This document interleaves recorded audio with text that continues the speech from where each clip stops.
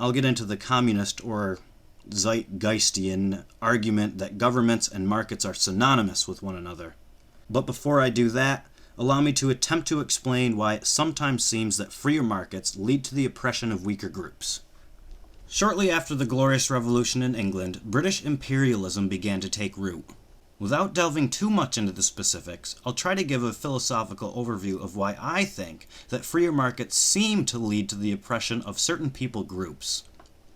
There are 2.5 main reasons for this, and keep in mind that this is my own analysis of the situation and I'm unaware if these ideas have already been explored by others. The first reason that free markets seem to lead to the oppression of weaker people groups is that when one nation becomes more pluralistic with its markets, the pluralism inevitably and in obvious ways leads to increased market participation by individuals with market interests. This leads to their becoming more wealthy, generally speaking. Thus, their capacity for expansion is increased.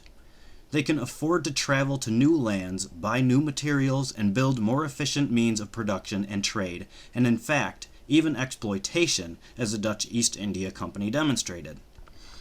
Throughout the entirety of recorded human history, and indeed as far back as we can imagine, human and pre-human groups have been enslaving, exploiting, and in general subjugating one another. To assume that a sudden increase of wealth in one particular segment of the globe would put a stop to this primordial pattern is hasty. The increased wealth and subsequent capacity for exploitation by wealthy merchants of ill-equipped people groups led to the implementation of said exploitation in some areas. Large differences in wealth and power between one group and another enables the wealthier groups to subjugate the weaker groups, as has been the case throughout history.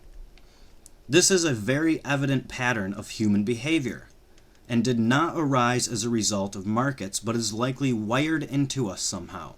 In fact, we can see it on some level between individuals when a big football player tells the math nerd what to do. It's not football that made him behave that way toward the math nerd. It's the fact that he's more powerful. It makes him feel valued on a primitive, tribal level to be able to command others. This concept will be explored in the next section, so once again, hold on to your patience. The second reason that an increase in market participation in isolated areas of the globe leads to exploitation is that trade among nations enriches those who are at the helm of each nation. When a relatively pluralist market nation, such as England, trades with an exploitative, extractive nation, the extractive nation will become more wealthy. Thus, they have an increased ability to subjugate their people.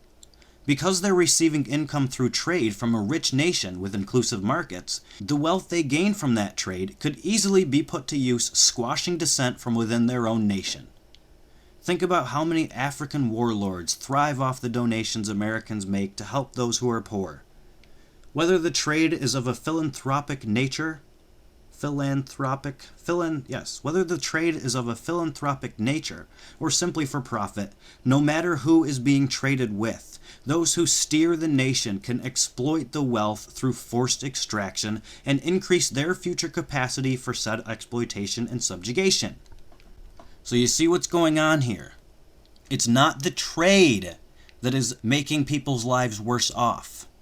The final half reason that freer markets appear to cause suffering and strife is that they enrich the command structure within the nation in which they operate. Simply because a nation allows for relative pluralist market participation does not necessarily mean that said nation refrains from lassoing the wealth and productivity generated by the markets. Indeed, we see this at work within America today, as well as within every other relatively inclusive market nation. Income taxes and the like are redirected to the government to be used for their purposes. In America, the military budget comes directly from this productivity. Because the wealth generated by market inclusivity is so great, the American government has been able to amass a behemoth of a military that it sends abroad to secure its own interests.